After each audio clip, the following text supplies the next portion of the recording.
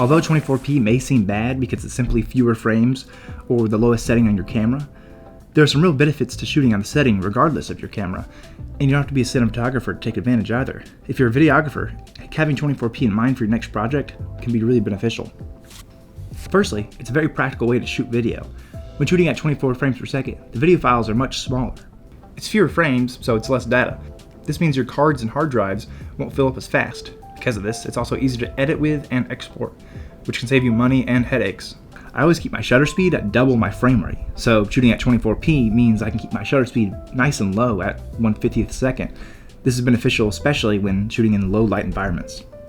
I also exclusively film with budget lighting equipment, which means often it's difficult to get enough light on my subject and it look good. So again, 1/50th second allows me more room to work with, and it lets me light how I want without worrying about pushing my ISO too high. It's also worth noting that battery life is significantly improved compared to filming with higher frame rates.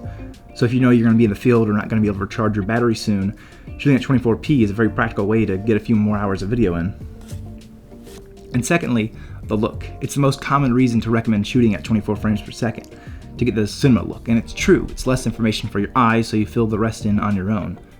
Again, if you keep your shutter speed at 1/50th second, as is common, then there will be nice amounts of motion blur. I don't want to oversell it, but it does give the footage a nice look. Personally, I find the look to be pretty attractive. When shooting weddings or other sentimental occasions, I shoot at that frame rate because it adds a nice bit of charm to the footage. I think it adds kind of a nostalgia feel to it, but honestly, it just looks nice.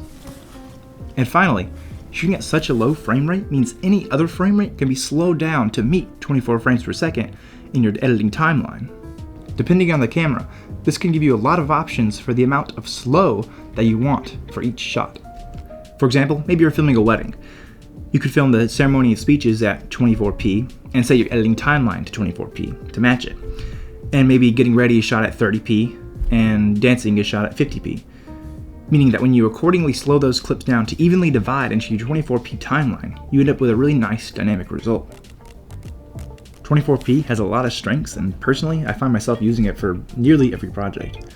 Sometimes it's the basics that you need. Thanks for watching.